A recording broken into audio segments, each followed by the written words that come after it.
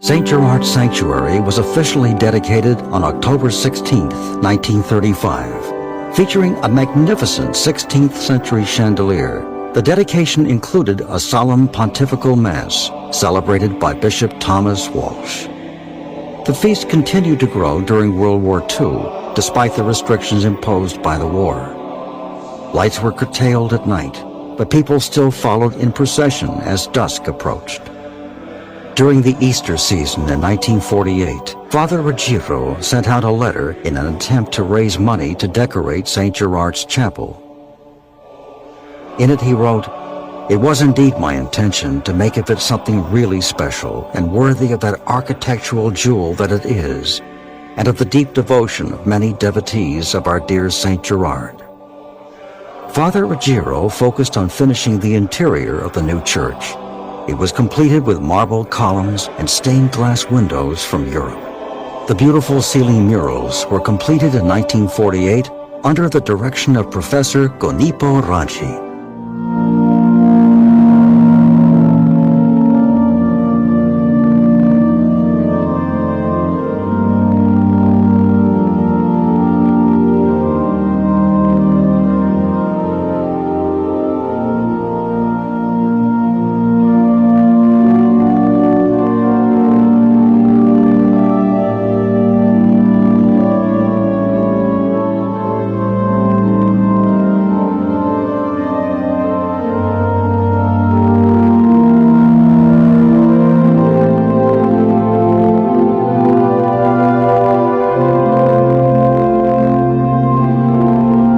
As the 1940s drew to a close, the beautiful feast of St. Gerard celebrated its first 50 years. But looming on the horizon were ominous, dark clouds. If it's true that the first 50 years of the feast were more ethnic in nature, then events during the second half of the century would alter the makeup of the feast from one of celebration to one much broader in terms of devotion and religious significance. The crowds continued to grow, the bands played on, and new traditions mixed with the old. The devotion was certainly still there. In fact, one long-standing tradition still astounds those who witness it year after year.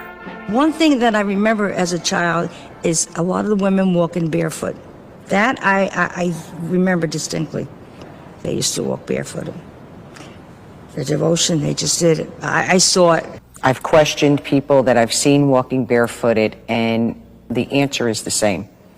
It's a special favor they had asked of St. Gerard, and it did come to pass.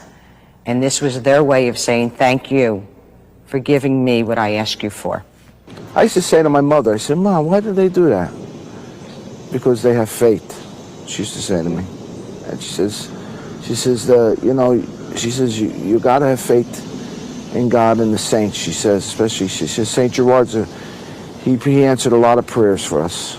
Well, I went to a Catholic school, and the nuns always impressed upon us that if you really want something, you have to be willing to sacrifice for it. So, well, I had to sacrifice a little bit. It's not the most glamorous of dresses, and you know, it's not easy walking barefoot, but I wanted it. I wanted to sacrifice, so that's what I did.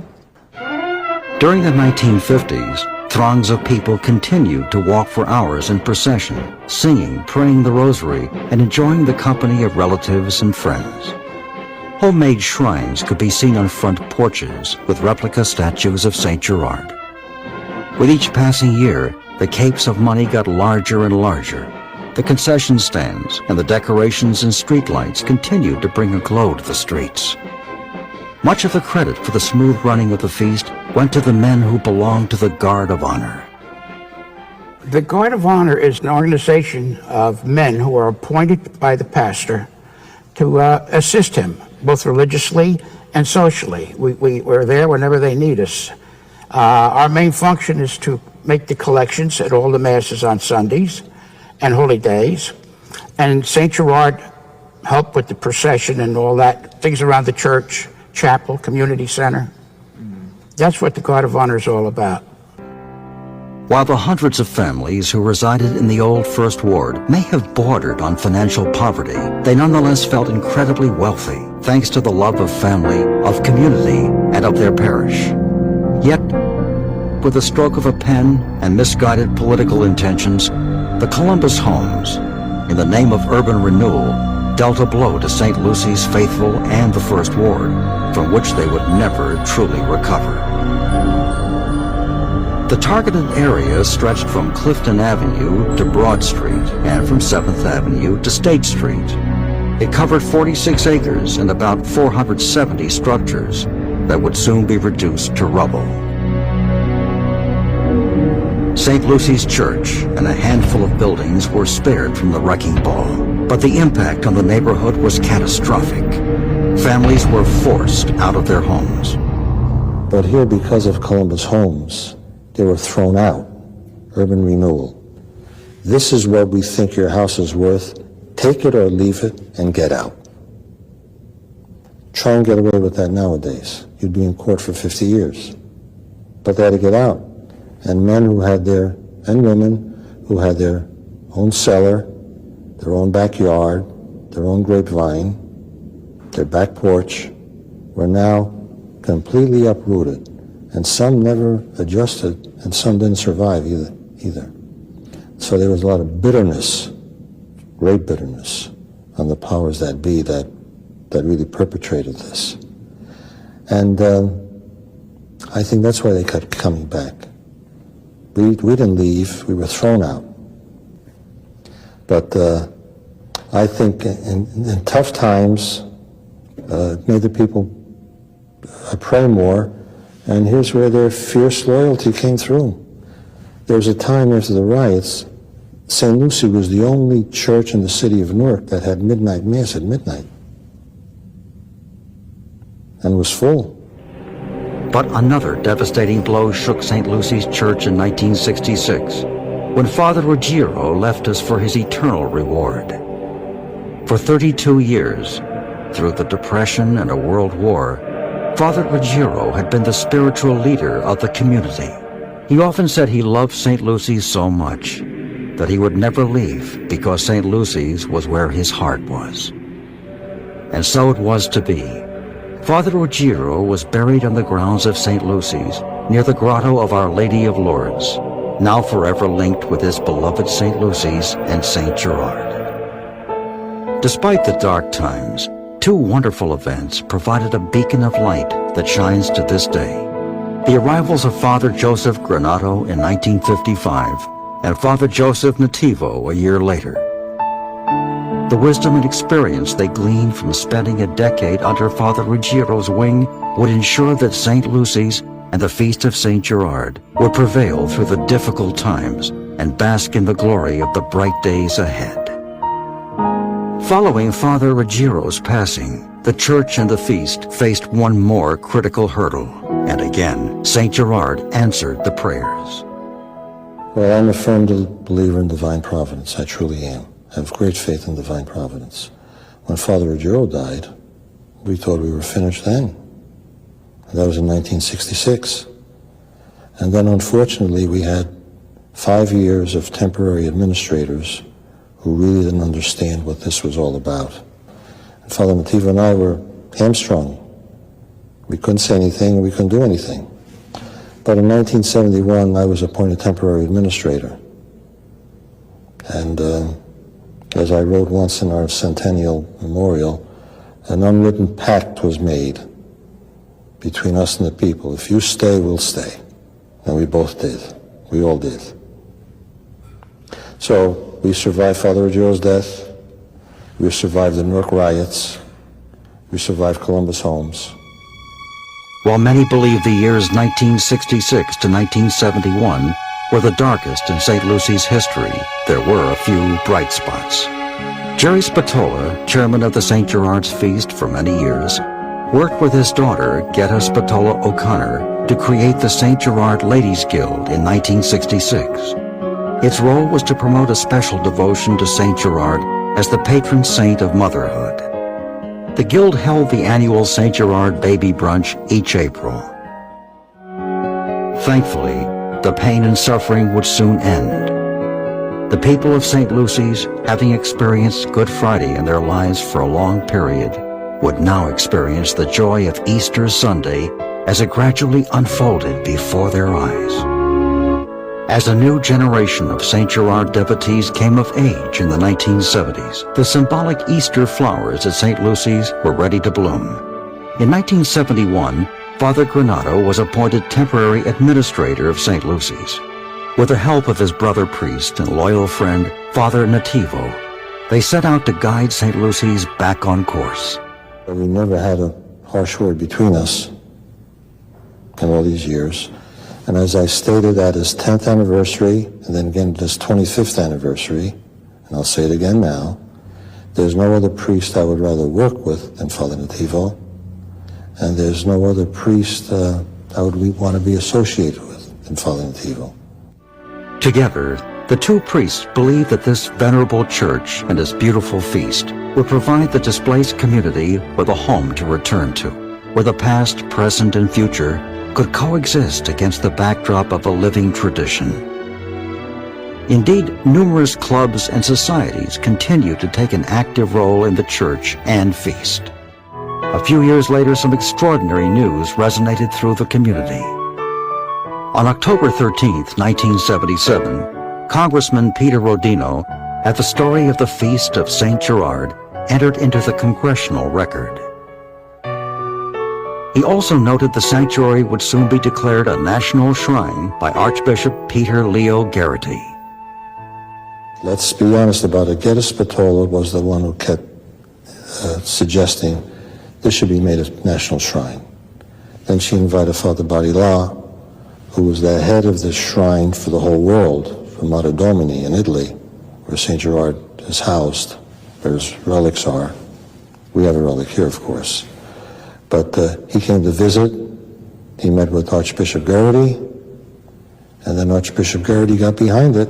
When our national shrine, when our sanctuary here was declared a national shrine, at the request of the priests from Italy, who came here as our guests at one of our brunches, and were amazed at how this tradition had grown so, and that this, they felt, this should be the national shrine of St. Gerard in America. This was perhaps theirs could not have known what they started in their small, humble way in October 1899. Archbishop Garrity stood in the pulpit before thousands 3 days later on October 16, 1977. He declared that the sanctuary of St. Gerard be henceforth known as the National Shrine of St. Gerard in the United States. The Archbishop went on to make another announcement. Father Joseph Granado was named the third pastor of St. Lucy's Church. The faithful broke out in thunderous applause and standing ovations. 2 years later, on July 16, 1979, Father Joseph Granado was elevated to the rank of Monsignor by His Holiness Pope Paul People of St. Lucy's rather than his own doing. While these sentiments reflect the humility of Monsignor Granado, they also serve to exemplify the dynamic relationship between the people and the priests at St. Lucy's. Well, I think if you look at just the definition of a father, they are the head of the family, and with good example as priests, they're following, their parishioners have followed their example of leading a good spiritual life and giving to others, and always remember that family comes first. Truly, the 1970s proved that from the ashes of despair, a family can rise and be stronger than ever before. As the story of the Feast of St. Gerard moves ever closer to the present, a few moments from the last 2 decades are worth mentioning. In October of 1982, the St. Gerard's Ladies Guild and Men's Society dedicated a nursery wing at Columbus Hospital, originally named St. Gerard's Hospital in 1921, further acknowledging our saint as the great protector of mothers and children. Milestone, and the celebration reminded everyone of the importance of God and church in their lives.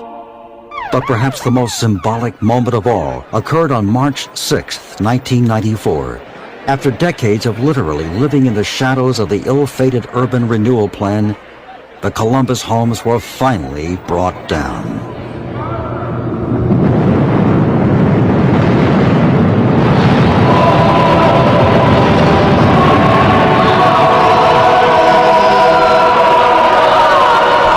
And as the dust settled, for the first time in nearly 40 years, our beautiful St. Lucy's Church welcomed the morning light, a new light that would shine into the future. As the Feast of St. Gerard carried on, this new light helped to keep traditions, both old, in sharp focus. One time-honored tradition is the dressing of St. Gerard for his special day, and for the last 30 years, that includes his robe. The big thing with the robe is everybody wants a piece of it after we take it off. Now, my wife over there, she spends a whole week, sometimes 2, 3 o'clock in the morning, cutting 6,000 to 7,000 pieces of cloth, plus 6,000 to 7,000 pieces of a shirt, plus 6,000 to 7,000 envelopes shutting and closing. And this year we're putting a medal in too beside that. But the big moment for all is the procession, which dates back to 1900 when our beloved statue arrived from Italy. St. Gerard is carried from his chapel through the flowered arch to the front altar of the church. There, devotees line the aisle, waiting to place their ribbon on the saint. Thus begins the procession, and St. Gerard makes his way through the church and out onto the street. The various societies wait outside for his grand entrance. I think the procession itself hasn't changed much at all in 50 years. When I look at it, I can see the days past living today. The band is the same, they play the same songs, the people are the same. They still pin their money on St. Gerard, they bring their babies up on the cart that goes through the streets of our neighborhood. And I can see the old world living today in the procession. And the Guard of Honor has always played an important role in the Feast of St. Gerard. If you'll notice later, they are the ones who will be atop the cart that carries the statue in procession. Years ago, we used to have rides, entertainment. That would be going on, but the minute the statue came out, everybody left everything else. There's nothing out there except St. Gerard. The music that's going on with the procession is religious music that belongs to the feast. But now we're in the 3rd and 4th generation, and I see all these young ladies, all these young men in procession. When the statue goes out, leaves the church, all Sheffield Street is covered with people. I mean, it is something to see. The priests of St. Lucy's have always walked in procession with St. Gerard, and the tradition continues to this day with Monsignor Granado. Father Tom Nicastro has participated in the procession for nearly 25 years, and for the last decade as an ordained priest. Bishop Nicholas DiMarzio has become a key participant over the years. The ritual of pinning money on St. Gerard is as strong today as ever, and people's donations have become larger and larger. Some would also put a card on the cape in memory of someone who was devoted to St. Gerard. Along the procession route, special moments have occurred over the years that people still talk about. You'd get a woman like Maria Lombardi. We used to call her our special saint. She would get up there and sing to him, sing to St. Gerard, with her arms outstretched, and you would have to cry. You didn't even know what she was saying, but you'd have to cry.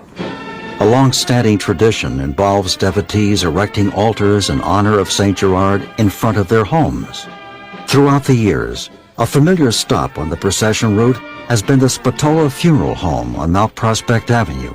The St. Gerard tradition for 100 years has spanned 4 generations of the Spatola family, starting with my grandfather, my dad, myself, and my son, actively involved in the feast for 100 years.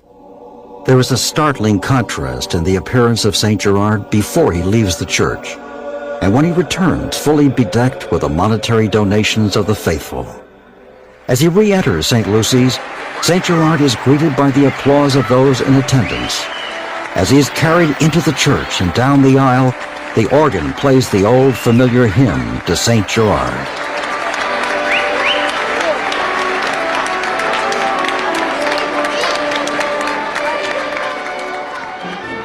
While the procession is the singular moment of the feast that people cherish, there is still an overwhelming spiritual feeling that devotees describe as the true spirit of the feast. The warmthness, the family atmosphere, and I guess especially the devotion.